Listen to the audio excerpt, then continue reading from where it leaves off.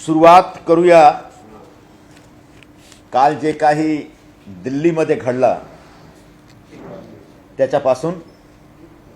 म्हणजे Mamata Banerjee all India Trinamool काँग्रेसची chairperson, त्यांचा पक्ष आणि त्यांच्या पक्षाचे 20 खासदार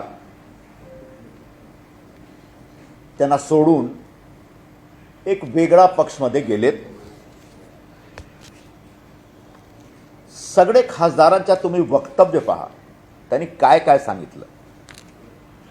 ममता दीदीचे जो खासदार होते जे त्यांच्याबरोबर काम करत होते त्याने सांगितलं की ममता दीदी तानाशाह हो गई। ममता दीदीचा जो भाचा होता अभिषेक बॅनर्जी, त्यांच्यावर त्यांचे खासदारांनी असा आरोप लावला तो म्हणजे एक तानाशाही प्रवृत्तीचा माणूस आहे, कोणालाही कोणाच्याही ऐकत नाही आणि कोणाशी भेटत नाही। एका खासदाराने आरोप लावला की 2 वर्षापासून ते वेळ मागत होती पण त्यांनी वेळ दिला नाही। कोण? ममता बॅनर्जीचा भाचा। म्हणजे एक पक्षामध्ये असा नेतृत्व ज्याच्यामध्ये इगो तयार होतो, तो नेतृत्व अहंकारी बनतो आणि पक्षाचा जो कॅडर आहे ना तो कॅडर पासून ते लांब जातो। आणि त्याचे काय रिझल्ट झाला तो काल तुम्हाला सर्वांना दिसला। त्याच्यापूर्वी त्यांचे 60 पेक्षा जास्ती आमदार त्यांना सोडून गेलेत आणि स्वतःचा ग्रुप त्यांनी बनवला पश्चिम बंगाल विधानसभामध्ये। अशीच परिस्थिती महाराष्ट्रात उबाठामध्ये पण आहे। उबाठाचा नेतृत्व म्हणजे एक अहंकारी नेतृत्व, एक असा नेतृत्व जो स्वतःच्या कॅडर बरोबर काही संवाद ठेवत नाही। कॅडर आणि नेतृत्वामध्ये खूप दरी निर्माण झालेला आहे आणि त्याच्यावर वेळोवेळी त्यांचे जो नेते मंडळी आहेत त्यांच्या वक्तव्य येत राहतो। कालची जो मीटिंग झाली मातोश्रीमध्ये त्याच्या गंमत बघा। उबाठाचे प्रमुख जो आहेत ते फेसबुक लाईव्ह वाले आहेत आणि आता त्यांचे खासदार ऑनलाईन लाईव्ह वाले झालेले आहेत। पण आम्हाला जास्ती त्यांच्या हा विषयावर बोलायचा नाही, कारण तो त्यांच्या अंतर्गत वाद आहे, त्या पक्षाच्या अंतर्गत भांडण आहे। नेतृत्वाच्या काम करण्याची पद्धतवर कॅडरमध्ये एक नाराजगी आहे, तो आम्हाला वेळोवेळी दिसतो। आम्ही शिवसेनेचे लोक, आमचे पक्षाचे मुख्य नेते श्री एकनाथ शिंदे साहेब आणि आमचा जो पूर्ण कुटुंब आहे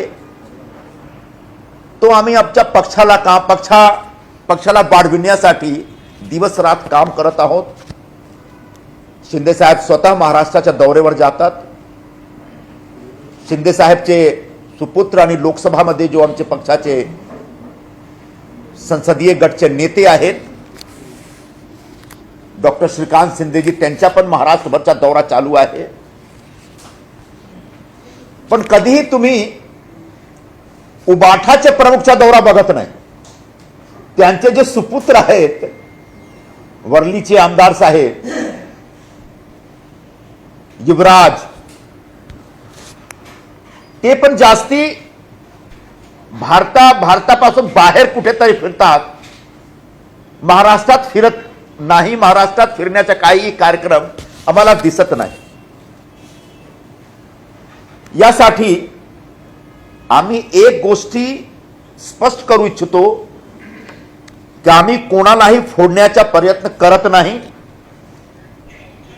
आणि फोडाफोडीत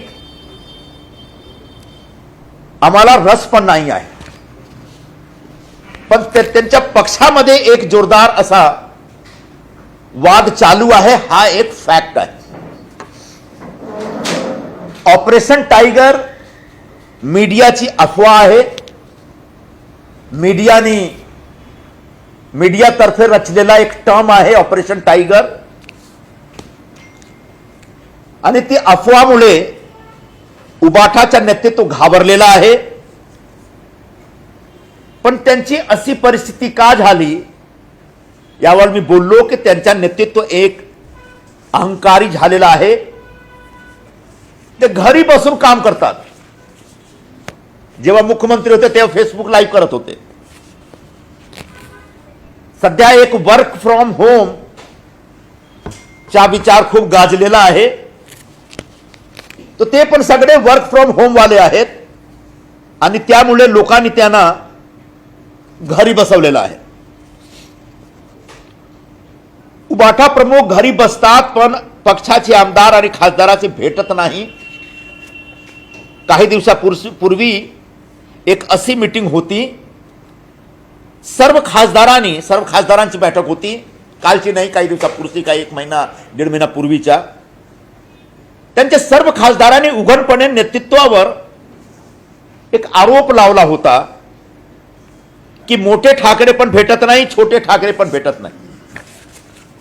ही परिस्थिती आहे त्यांच्या पक्षाची. राज्याच्या दौऱ्यावर बोललो मी की ते कुठेही जात नाही. एक महाराष्ट्र राज्यामध्ये गावामध्ये जो एक मोठी निवडणुकी झाली, जिल्हा परिषदची निवडणुकी, नगरपंचायतची निवडणुकी, नगरपालिकाची निवडणुकी, महानगरपालिकाची निवडणुकी, त्या निवडणुकीमध्ये सर्व पक्षाचे नेते मंडळी महाराष्ट्राचे दौऱ्यावर होते. पण उबाठाचे प्रमुख किंवा त्यांचे सुपुत्र कधीही गेले नाही. यामुळे जो त्यांच्या कॅडर आहे त्यांच्यामध्ये एक जबरदस्त अशी नाराजगी आहे. तो फॅक्ट, जो तथ्य आहे, त्याच्यावर एक लक्ष देण्याची गरज आहे. त्याच्यासाठी त्याच्यावर मी जोर देऊन बोलतो. आता संजय राऊतनी जो तुम्ही सगळे मीडियावाले ऑपरेशन टायगर सांगितलं, त्याच्यावर त्यांनी एक जवाब दिलेला आहे की आम्ही ऑपरेशन वुल्फ करणार. ऑपरेशन वुल्फ म्हणजे ऑपरेशन लांडगा.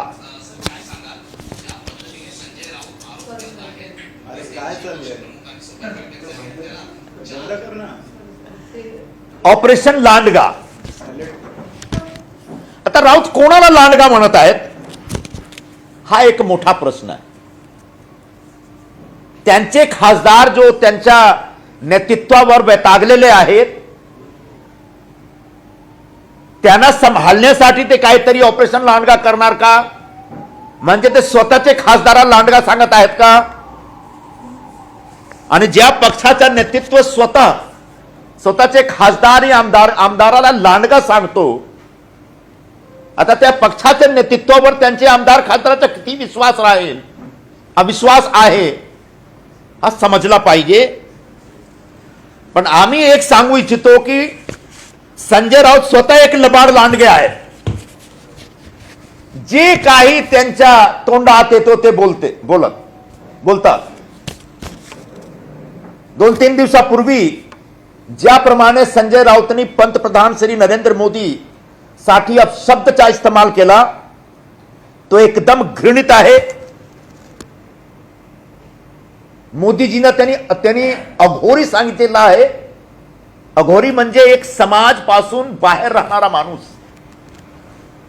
असामाजिक सारखा माणूस. त्यांनी सांगितलं मोदीजीचा जन्म तिकडे झालेला आहे, तिकडे औरंगजेबचा झालेला आहे. पण संजय राऊत, तुम्ही विसरू नका, तिकडे महात्मा गांधी आणि सरदार पटेलचा पण जन्म झालेला आहे. मी का संजय राऊतच्या हा सगळे 1-2 शब्दचा रेफरन्स देतो? असाच चालू होता ममता बॅनर्जी आणि अभिषेक बॅनर्जी कडून पूर्वी.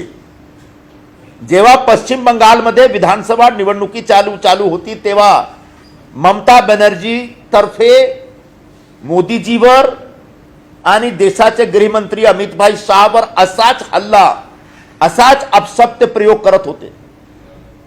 अभिषेक बॅनर्जी असाच एक घमंडी माणूस सारखा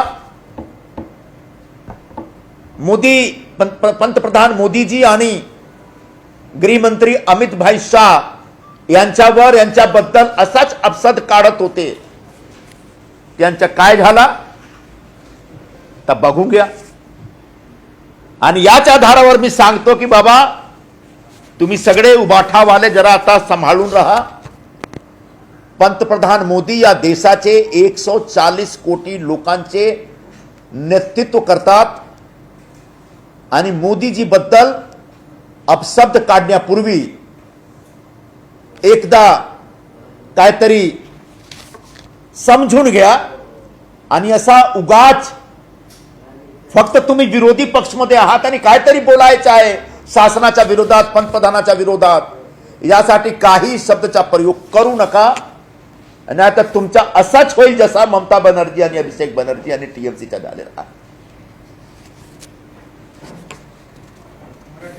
मराठी में काही क्वेश्चन आहे विचारून घ्या, नंतर मी हिंदीमध्ये बोलतो. सर, आपण जर पाहिलं तर नवी मुंबईमध्ये एका कार्यक्रमानिमित्त राज्याचे उपमुख्यमंत्री एकनाथ शिंदे यांचं नाव जो आहे तो पत्रिकेतून वगळण्यात आलेला आहे.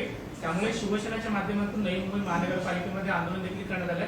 कसं पाहता नवी मुंबईमध्ये ज्या पद्धतीने एकनाथ शिंदे यांचा वारंवार ज्या पद्धतीने अपमान केला जातो त्या संदर्भात तुम्हाला काय वाटतंय? जिल्ह्याचे पालकमंत्री असताना देखील एकनाथ शिंदेना डावललं जात आहे असा आरोप शिवसैनिकांनी केला.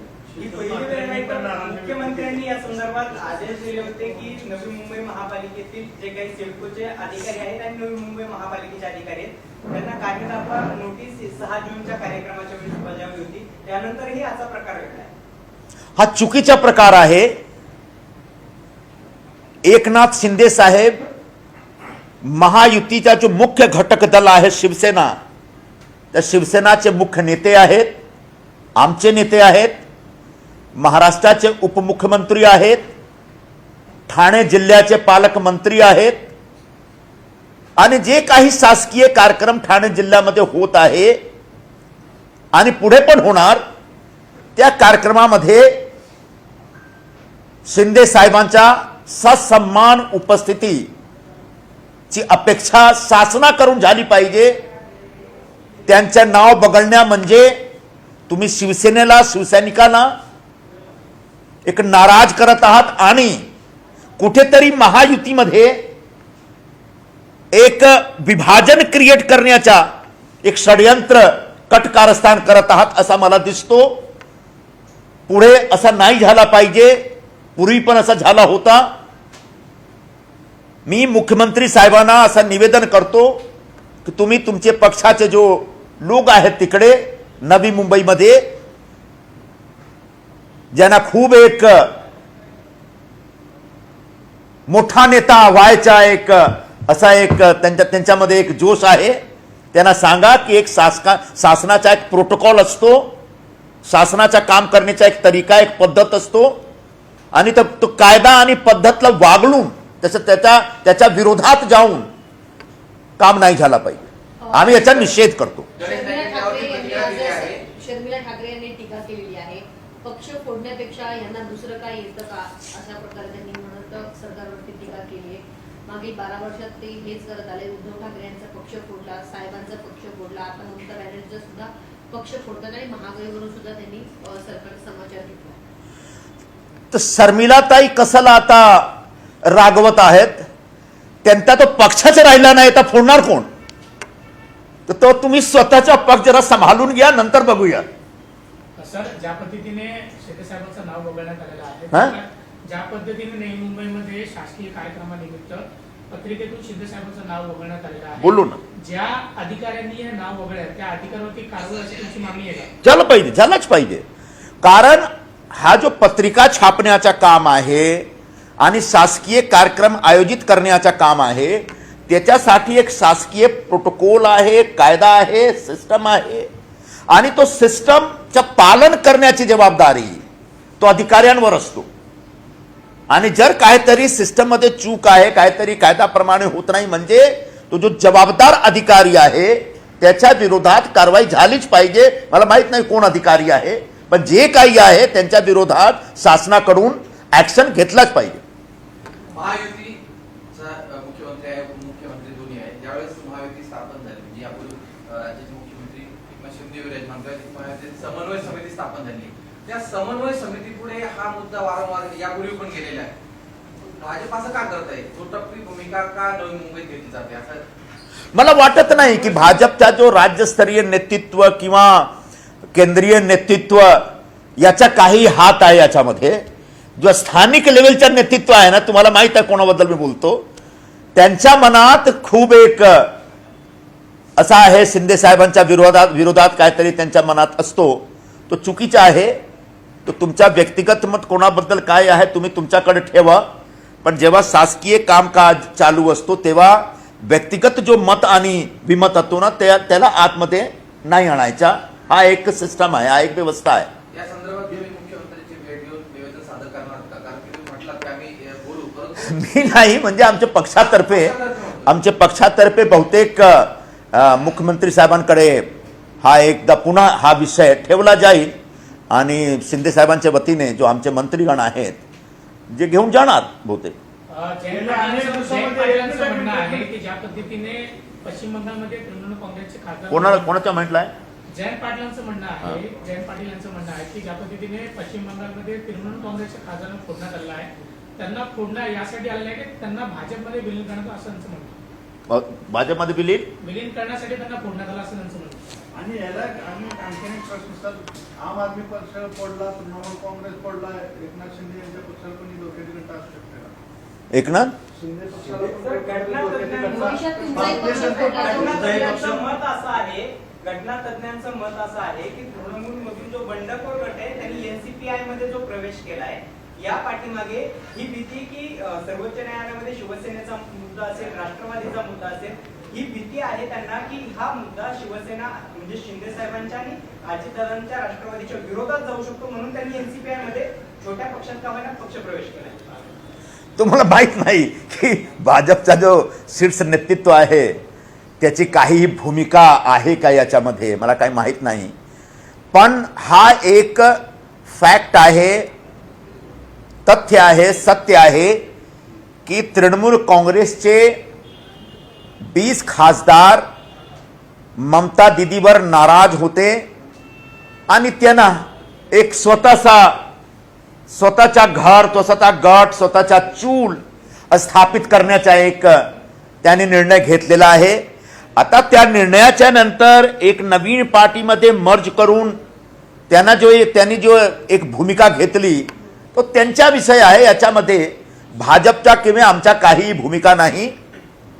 पण मी एक सांगू इच्छितो, घटनातज्ञ काय काय काय काय बोलतात मला माहित नाही, पण भारतीय घटनाचा जो शेड्यूल 10 आहे, शेड्यूल 10 मध्ये जो सब शेड्यूल 4 आहे, त्याचप्रमाणे वेगळा गट आता निर्माण होऊ शकत नाही. कुठल्या पक्षामध्ये त्यांना जायला पाहिजे, मर्ज केला पाहिजे. तो त्याच आधारावर त्यांनी कुठेतरी जो कॉन्स्टिट्यूशनल एक्सपर्ट्स आहेत, घटनातज्ञ आहेत, त्यांच्याकडून काहीतरी त्यांनी सल्ला घेतला आणि हे निर्णय त्यांनी खासदारांनी घेतलेला आहे. अहो त्यांचा विषय आहे. पण हा जो एक मोठा विषय असा आहे की प्रत्येक पक्षाचा जो नेतृत्व आहे त्यांची आता जबाबदारी झालेली आहे की त्यांच्याकडून कॅडर बरोबर एक रेग्युलर संवाद राहिला पाहिजे.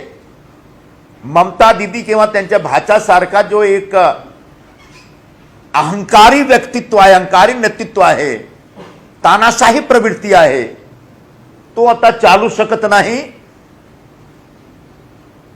टीएमसीचे खासदारांनी एक मोठा असा संदेश दिलेला आहे. सर, काल संजय राऊतांनी पत्रकार परिषदेमध्ये एक स्पष्ट भूमिका मांडली की मी स्वतः एक टायगर आहे, ऑपरेशन टायगर वगैरे काही नाही. येणाऱ्या काळामध्ये आमचं सरकार जर अस्तित्वात आलं तर खास करून आम्ही हे सगळ्यांची लत्तरच तोडून टाकू. हा शिंदे सेनेला त्यांनी दिलेला एक कसले टायगर आहेत जे रोज बडबड करून करून त्यांचे पक्ष बुडवलेला आहे. हा टायगरची वृत्ती नसते, हा खरं म्हणजे लांडगाची वृत्ती आहे.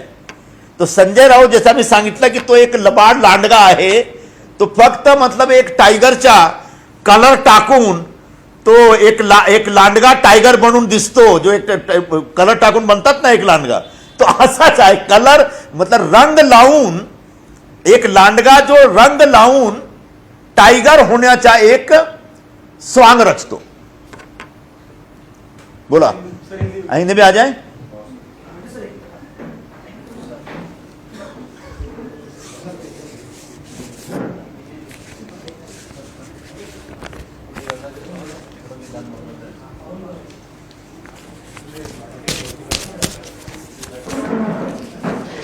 कल शुरू करें।